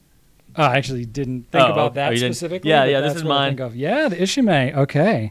Oh, that is the skinniest little center band I've ever seen. Yeah, it's basically not there. Man, I thought this would be a good one because it has a very unique it's got a unique tactile feel to it. Yeah, that is cool. It's such a cool pen. It really is. Oh, the clip is more shapely than it felt when I was blindfolded. It's got that Namiki thing going on. You know, it's got that same kind of shape to it that the Heritage 92 has, slightly smaller. That's right. There you go. All right. Very cool. All right, I think I did okay on that one. Yeah, you're doing solid, man. All right. This one. Oh, God. This one might be tough. Yeah, the last one was tough. The last one was kind of tough in some ways. This one will be tough in different ways. All right, here we go. Okay. All right. You ready? I'm ready. Okay. Here we go. Okay. Here we go. It is a hold on. Okay, so it's a faceted pen. It is metal. We've got some O-rings here on the back. And let's see, a very straight clip. Not a lot going on there. Pretty bouncy too, yeah. A little bit. Okay, so we've got metal all the way through. Yep. Little small-ish nib, flares out a bit, kind of like a pilot, but it's not a pilot because the whole metal faceted thing is not really something they do. It posts on the O-rings. Interesting. I can feel the tension on the O-rings, the pen cap and... Is that an acceptable posting firmness it's very nice. To your liking? Oh, yeah, absolutely. I like an O-ring post. Oh, goodness. Okay, so... And another O-ring on the... I can feel when I'm... Wait, hold on. Oh, yeah, here we go. Yeah, the... So we've got... Removable. I'm not... Removable grip section. Oh, okay, there. okay. Grip section's removable. Oh. This is kind of a TWSBI thing. TWSBI does the whole removable grip thing that just kind of slides in and out. Let's see. It's not a classic because a classic is not faceted this severely. The classic is more smoothly faceted. It's not a classic. No. Oh, man. We've never sold this one, right? We currently sell this pen. We currently sell this pen? What the heck? I knew this would be a hard one because it's not an oft talked about pen. Oh, man. Oh! Wait, hold on. You know what it is. No, you know what it is. You're close. Precision? Yes. Yes! TWSBI Precision. I don't even know what this looks like. Oh, my gosh. Right? Yeah. Right? I forgot about this one. I know. Wow. It's not the pen that you necessarily would think of with TWSBI. I'm surprised I didn't get these things. I thought that might throw you. I thought you might think like Faber-Castell or something like that. I would have thought Caran d'Ache. Caran d'Ache. Because they used to do this. It's got a Caran d'Ache kind of, or like a... Oh, man. It's got kind of a Kaweco clip looking thing. Yeah. This was a good one. You like that? That's a good one, yeah. You like Very that? well done. Do you want to go for the bonus round? I kind of do want to do the bonus one. All right, let's do the bonus round. Okay, my bonus one is not mine. My bonus one was the easy one. Okay. So it'll be pretty easy. This one should be easy. It's the only one that I... all right, let's do it. Let's do it. All right, we don't currently carry this one. Okay, am I a good spot here, hand-wise? Yes. Okay. You said we don't currently have this No, one? we do not currently carry this one. It's got some weight to it. We haven't carried it in a long time. Got some weight to it. Oh, okay. So, magnetic cap. Oh, I think I know what this is. Drew. What? This isn't a pen that we ever sold. Maybe not we, but the Goulet Goulet pen I made. This is a Goulet pen. The Goulet Pen Company has sold this pen. Yes, once? That's true. Yeah, the roller ball, yes. Okay, yes. This is technically, what did we call this pen? I can't remember. Yeah, this is the one that this is made out of Kingwood, actually. This is Kingwood, yep. Yeah, look at that. Drew Brown engraved on there. Drew bought this before he started working here. I did not buy it. This was a gift. This was a gift. That's right. This was your wedding gift. Yeah. 2008. Look at that. Number 259, is that right? 269. Look at that engraved there. There we go. Man, this still looks good. It's a great pen. Wow. It's a great pen. I do like Kingwood. That is such a good looking wood. That gunmetal too. Yeah. I got to be honest. I did not anticipate my pens would hold up this long, but that's pretty cool. And there's no cracking either. Yeah, a little bit. You can see a little of the grain, but overall it's held up pretty well. Yeah. Very cool. There we go. So that's a good one, Drew. That was your bonus round pen. Still got it though. Still got it. You did. All right, this one's going to be easy for you probably, but we'll see. I pegged this one as one of the easier ones. I think you'll get it. It's got some very distinguishable characteristics that I think will jump right out. Okay, it's a bit chunky. A little chunkiness to it. You've got some texture here on the center band. Hardy center band. A very wimpy clip. Oh wait, hold on. It curves upward. The clip is a pretty dead giveaway. Oh wait. Oh, this is a peniter. Yeah. Yeah, this is definitely a peniter quill clip. All right. I knew you would recognize the clip immediately. Oh yeah. So this is a La Grande Bellezza. Yep. It was easy. There we go. Yeah, the twist magnetic cap is pretty dead giveaway. Yeah. But I know you like that clip that you would recognize it. Yeah, absolutely. If you even got to the point where you felt the nib, I knew you would recognize that immediately. So yeah, this is the very nice. Easy one. But anyway, I thought it'd be fun. That's a fun one. Nice. Very cool. Well, that was enjoyable. That was cool. That was a fun little jaunt. Now, remember back in the day when we did the Right Now, we tried to guess nib size as well. which was ridiculous. Yes, Brian pulled out like a left oblique medium 2000, or something. Yeah. And I was like, oh boy, 2000. Yeah, but what nib size? What nib size? And you're like, man, I don't know. Yep. Cool. Well, that's fun. I guess I think that you kind of squeaked it out on that one because you got everyone without any help. And the technically, I didn't get the resin type properly. Well, that wasn't. If you want to get super technical, but hey, I think we both could have been a lot worse. Earned some respect on that one. Could have been a lot worse. All right. Cool. So what is happening? What is happening, Drew? What's happening? Yep. Well, what's happening in my life? It's early July. I had the 4th of July. Did you have 4th of July? Did I have 4th of July? 4th of July happened for me. It happened? Yeah, it did. We didn't do anything. No, neither did we. But it was a thing. It did happen. Yeah. We had it. We had it. We got the day off Monday since the 4th was technically a Sunday. Technically, it literally was a Sunday. Yeah, both technically and literally. Yeah. So, Sunday we didn't do anything. It was kind of a regular Sunday. We went swimming at a friend's house. And then Monday I just stayed at home with my 7-year-old all day. And we watched movies, played video games, and jumped around in the sprinkler. And after about 15 minutes, I realized I'm tired now. So I was like, hey, let me do this fun thing. Let me create some outdoor July 4th memories. I'm like, yeah. I did this thing where I was like, we were jumping through the sprinkler thing. It was one of those like going back and forth type of sprinklers. Oh, yeah. And I was pretending like every time I would chase him through it, we would be in a different time period, and I'd pretend to be like a bad guy from a different time period, and I'd chase him through it again, and then I'd be a different time period, like I was a samurai, and then a cowboy, and then a caveman, and then, of course, he wanted me to keep doing that. And keep doing that. Every time he thinks about a sprinkler now, he's going to want you to do that. Yeah, it was fun for a little while. Yeah, you're rookie dad here.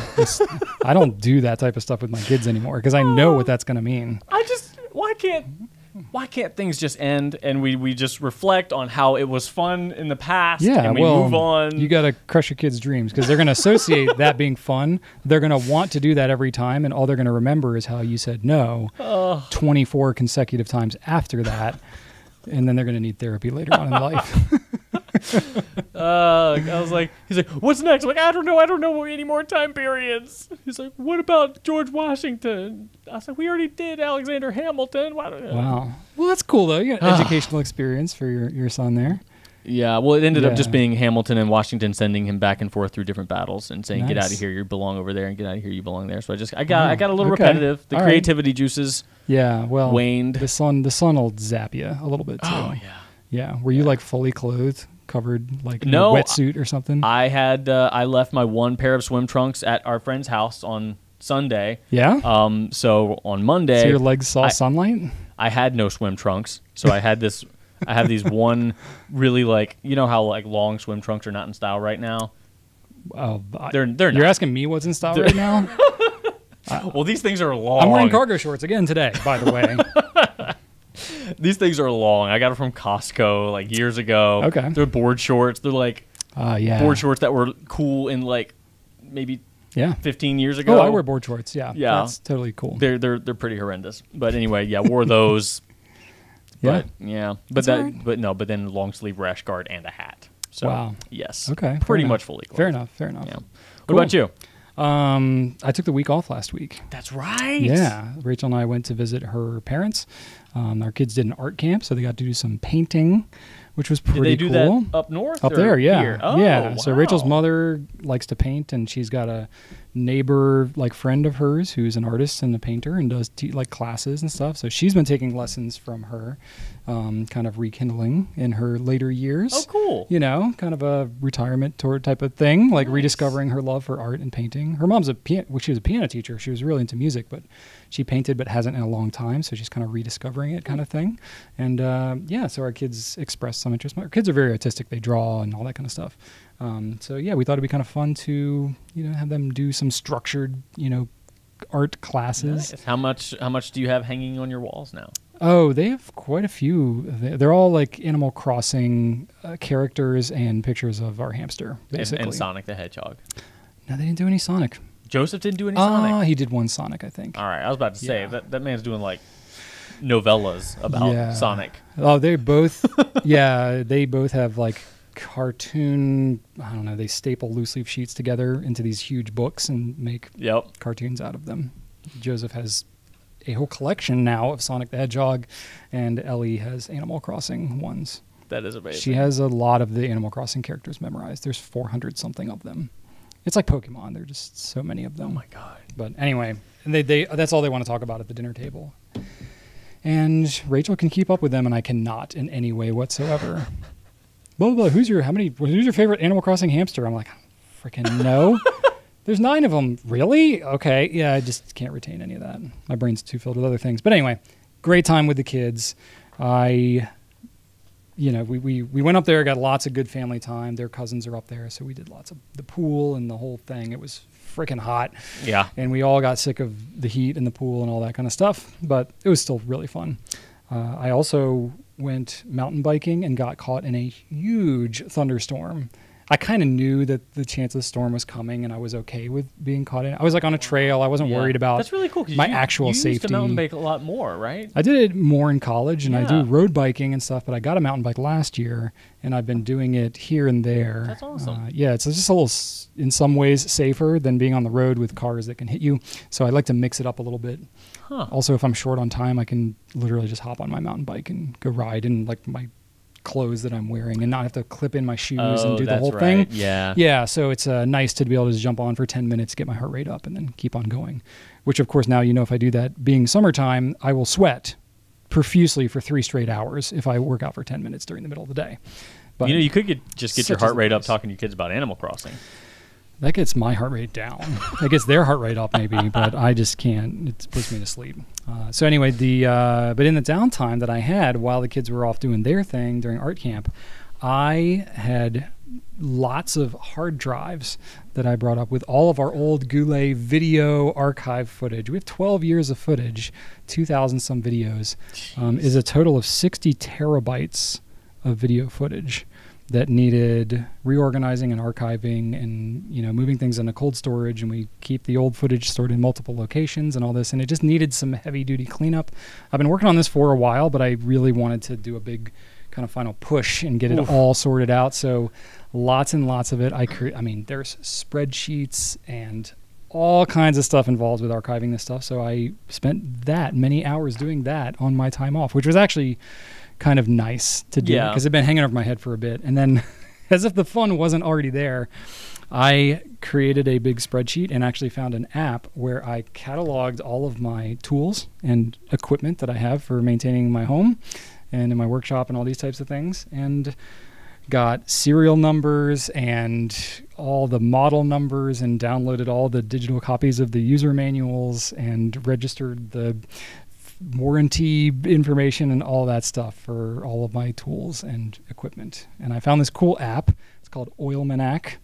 No affiliation, but it's a Mac app that I was able to download, and you can enter in all of your various leaf blowers and lawnmowers and all that type of stuff, and it has all your spark plugs and oil change schedule and all that kind of stuff, and it manages it all within the app. And then I can just basically look at every 3 months, 6 months, whatever, and I can see when my air filters need to be cleaned and when the spark plug needs to be changed, because it's like you just have all this equipment and you realize, it's been 3 years and I've never cleaned the air filter, and you pull it out and there's dead birds and stuff in there, and it's so clogged and nasty and your equipment doesn't work, and you clean it out and you're like, this works so much better. So just got all my stuff together for maintaining my equipment. Yeah, it was like pretty nerdtastic kind of stuff. I mean, I really went deep on the equipment maintenance kind of thing. So these are the things when you are approaching middle age that you tend to get excited about. You're like, oh yes, I get to organize all my warranty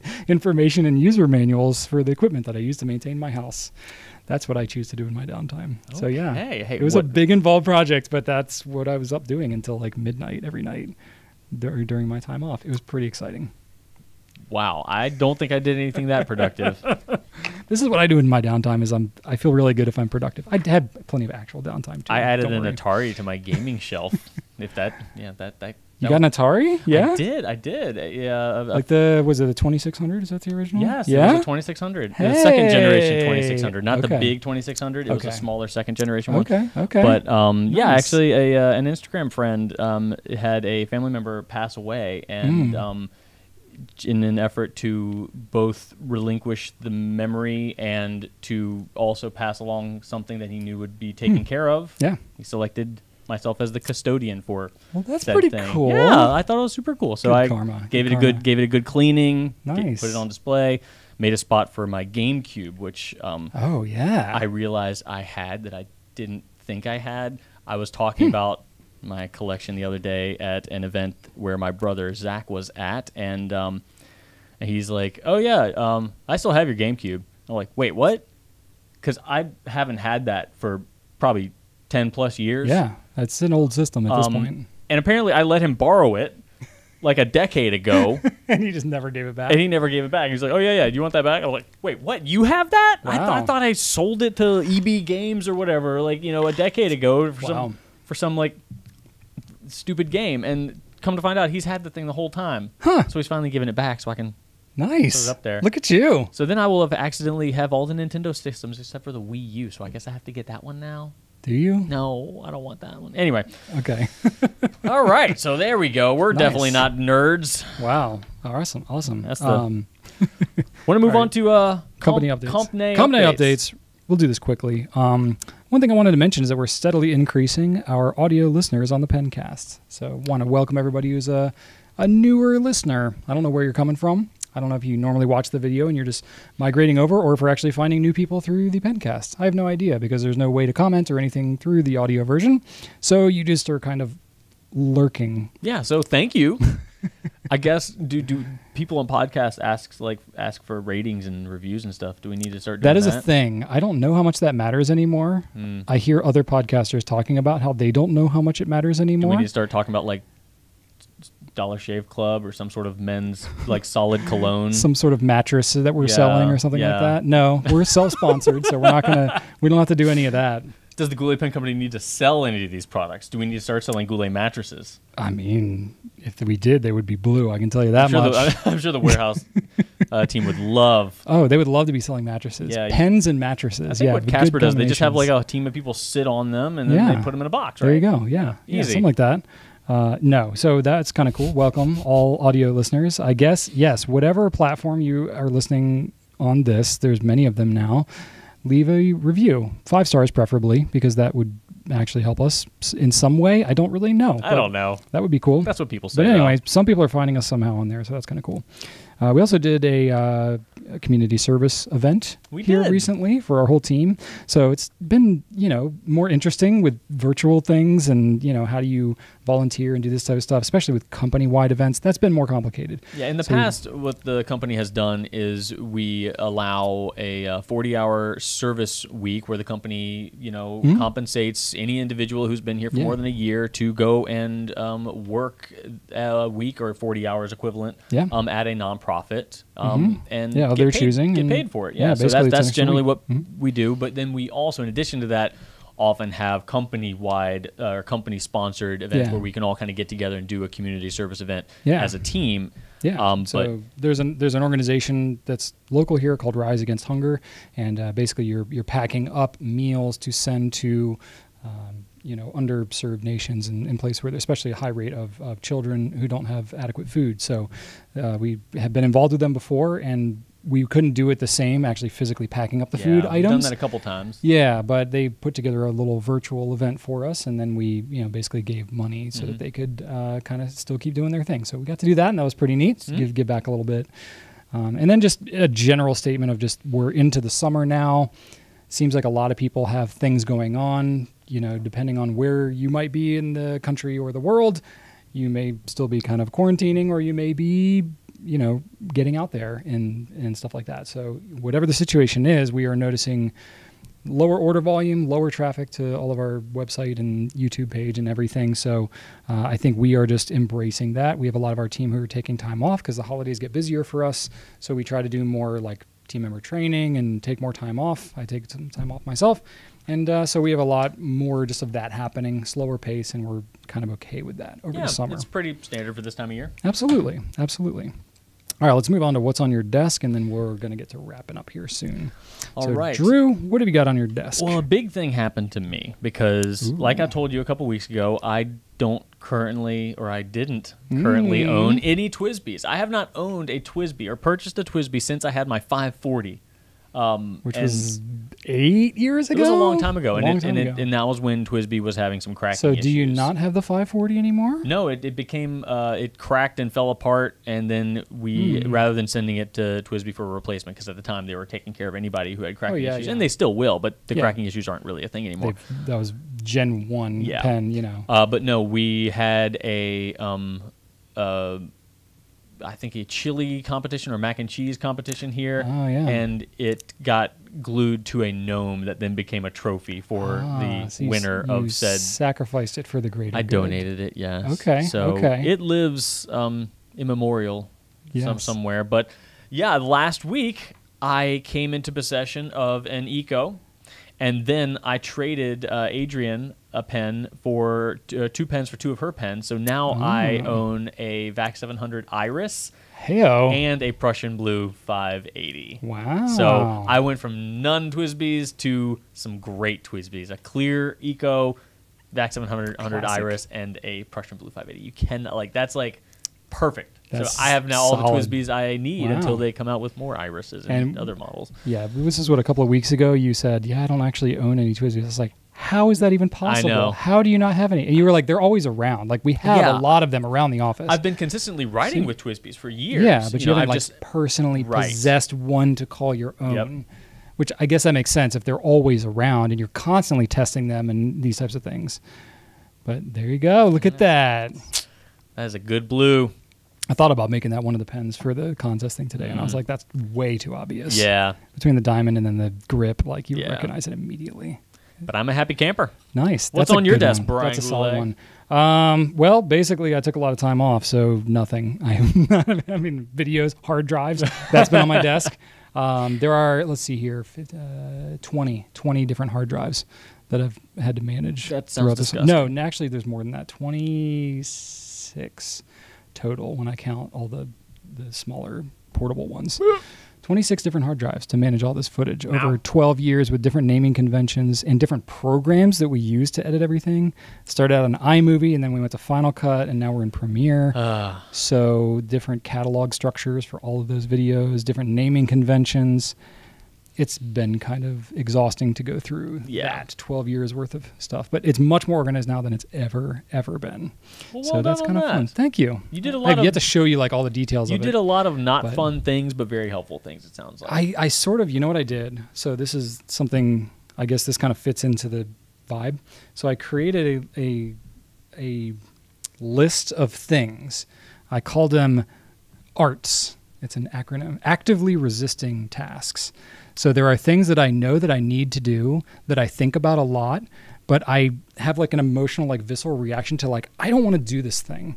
And then I shove it aside and will do lots of other things, but I constantly just have this thing hanging over my head, and the registering things for warranty, that falls under it. I replaced my hot water heater and I need to register it as a warranty thing. It's not exciting at all, but if your water heater has a problem, you want to be able to get it taken care of under a warranty. These are the adulting things that just nobody wants to do. No. Reading up on insurance paperwork and all this random crap, and reorganizing the hard drives and all that, and that fit all into that camp.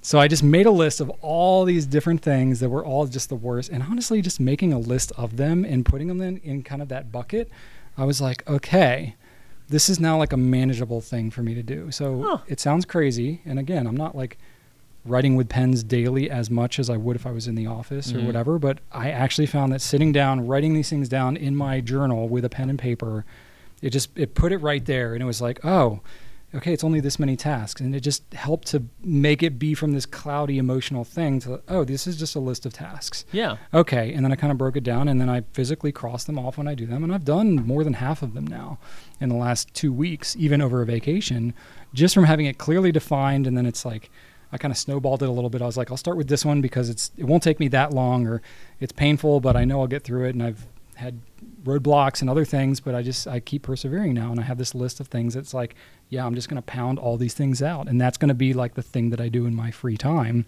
And then once I get through it, it's going to be like the chains have been like taken off me, because I don't feel bound down by these things that I've had hanging over my own head for a while. So yeah. I like that. It's just like, you know, in the Witcher game that I play frequently, there are ghosts that you cannot attack because they are not corporeal, and then there is or they are corporeal, whatever that. Anyway, you need to cast a spell, and when they enter the spell zone, they become. No, corporeal is real. Ethereal is the opposite, I think. Anyway, you can slice them and punch them when they're in the square. So that's what you did. They were all floaty, cloudy things. That's exactly what it was. And then you made them material so they were punchable. Exactly. That's exactly what it was. I just brought it down enough out of the ethereal so that you could punch it. Turned it into something tangible. So you could attack it. I could attack it. Yeah. Boom. That's exactly it. Just like a Witcher. Exactly well right. done, Brian. Good analogy. I was seeing where you're going with that one, but you brought it home there. Yeah. Very cool. Okay. Well, I think we can go ahead and wrap this up. I think we can. It's been a super long one again. I think we're pushing. It's not the worst in the world. How long is it? Is it an hour 40? 1:41. Okay. I don't know. That's not as bad. I thought we were pushing 2 hours, but it's all good. All right. So as we wrap this up, I just want to say thanks for watching. Please leave us some feedback. Let us know how we're doing. You can leave the feedback on YouTube. You can send us an email to pencast at.